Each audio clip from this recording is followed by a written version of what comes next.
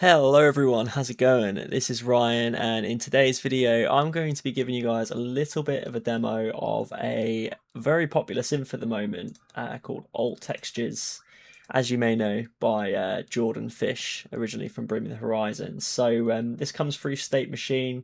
I'm currently using the trial version. I've seen on YouTube one of the people I follow who use Cubase, make pop music online, I believe his name is, demoed this in one of his recent videos, and I thought, you know what, I want to give it a go. Also, someone I know, IRL, also suggested this synth as well in the comment section of one of my previous videos, so shout out to you as well, Chris, for the suggestion. So without further ado, I'm just going to start off with a little bit of a demo I put together. It's not mixed. If I just pull up the like all of the windows and stuff, you can see there's no inserts or any form of processing at all. So there's no EQ, no compression, nothing. This is completely raw, but for the purpose of this video, I just wanted to show you the kind of sounds you can get out of this. So without further ado, this is the demo.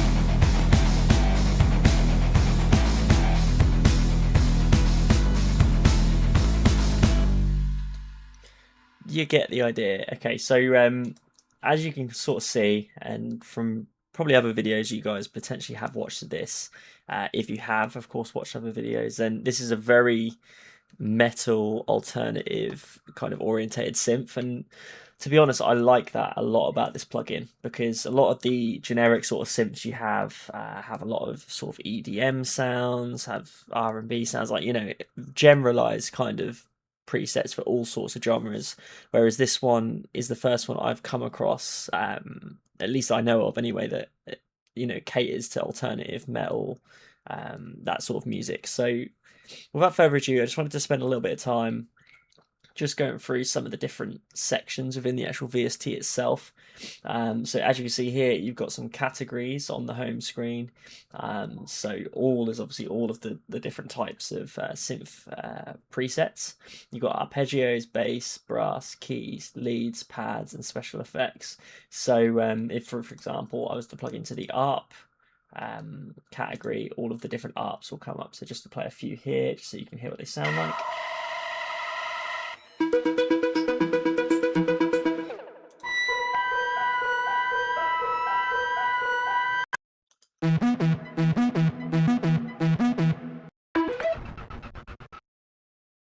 You get the idea. Bass. Oh, let's go a bit lower for bass.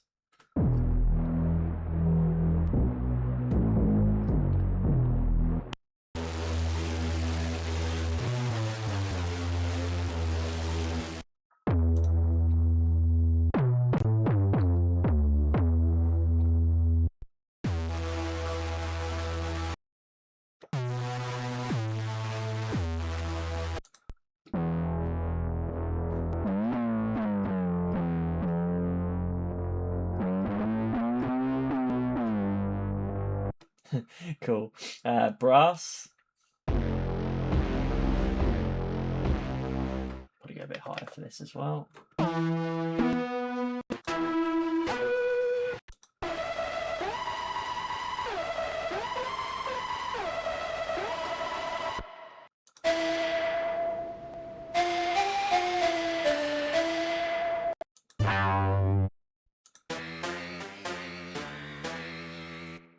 Cool. Keys.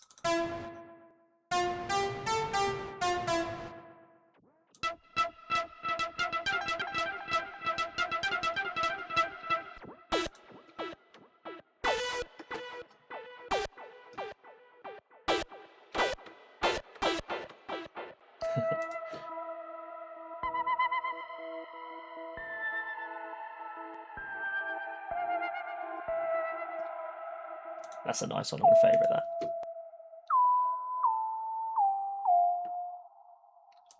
leads. We're almost there, by the way.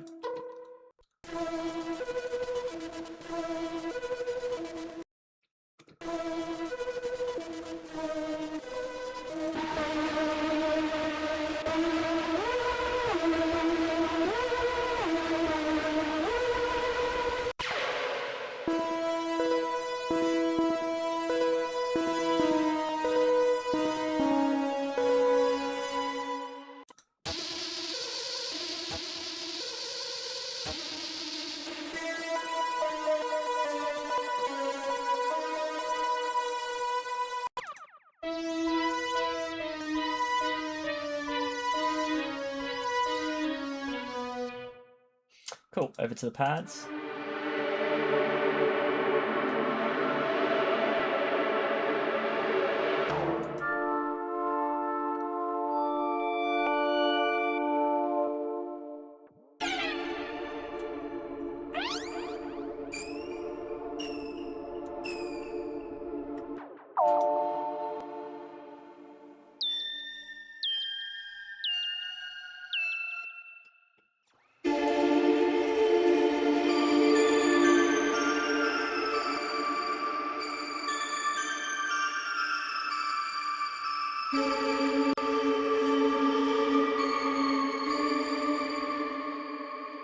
Last one.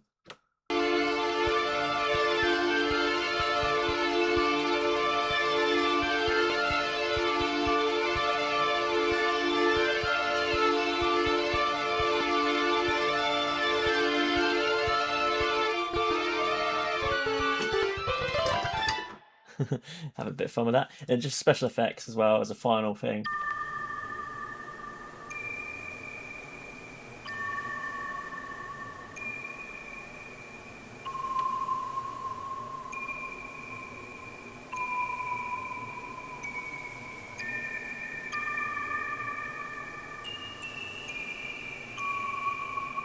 That's quite eerie, I like that.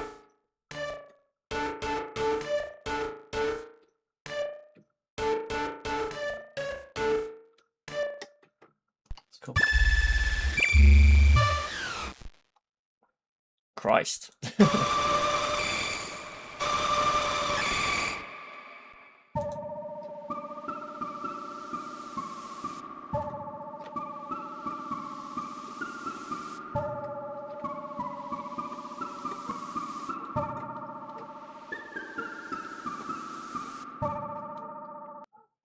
Last one.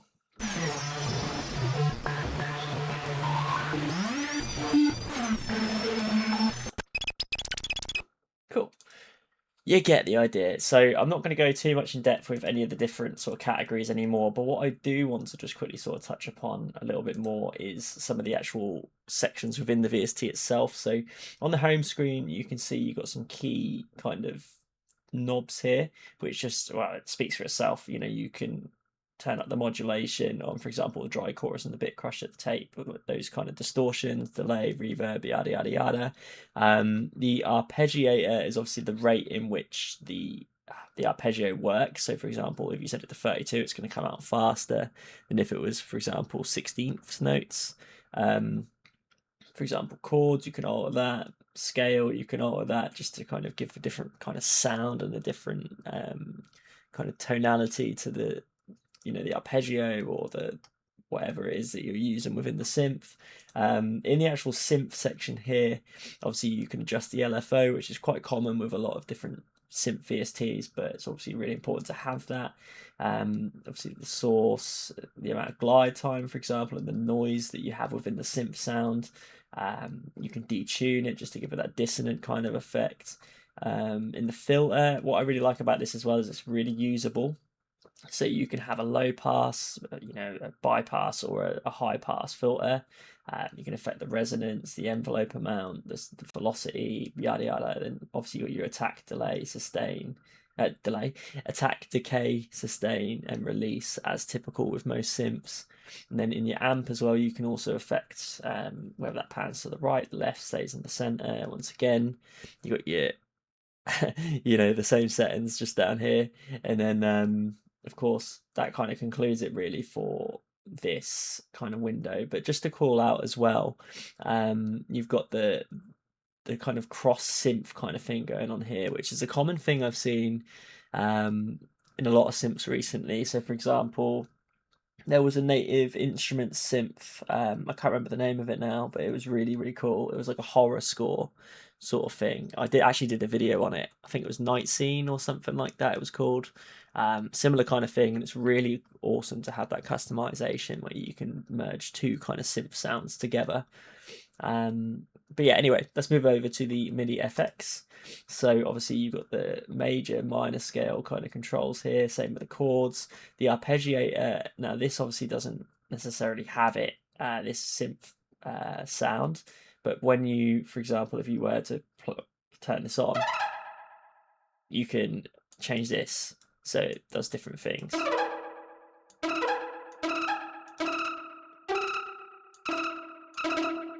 You get the idea. Now, obviously, if you have like, you know, a certain chord progression, now this is a really bad example with this synth, but if you were to use one of the arpeggios that are a bit longer within the presets section, you can obviously play around a lot more with this and make this a lot more kind of jumpy and really change around how the arpeggio is other than just the template, which I really like. And obviously you can add different octaves. Really bad because obviously this is a really short one and this sound isn't catered, but yeah, obviously you can add some swing and stuff like that as well.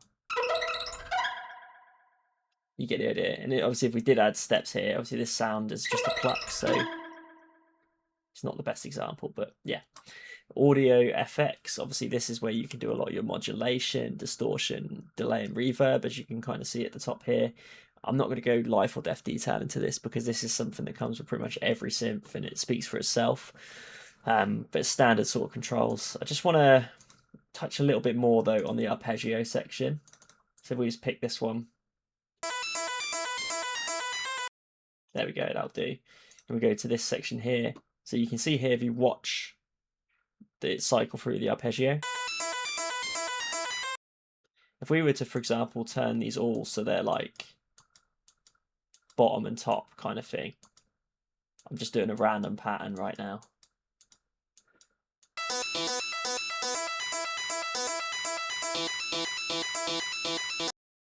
That obviously affects the tonality and the kind of melody that the arpeggio returns. Now if we start putting some of these here in the center,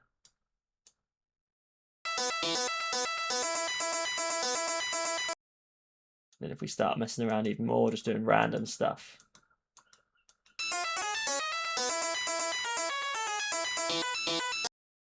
Obviously that sounds like arse, but you get the idea. That is kind of how it goes. So I hope this has been a useful demo.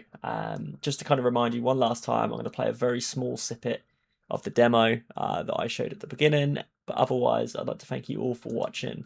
Have a good day. Subscribe, like, comment. Bye-bye.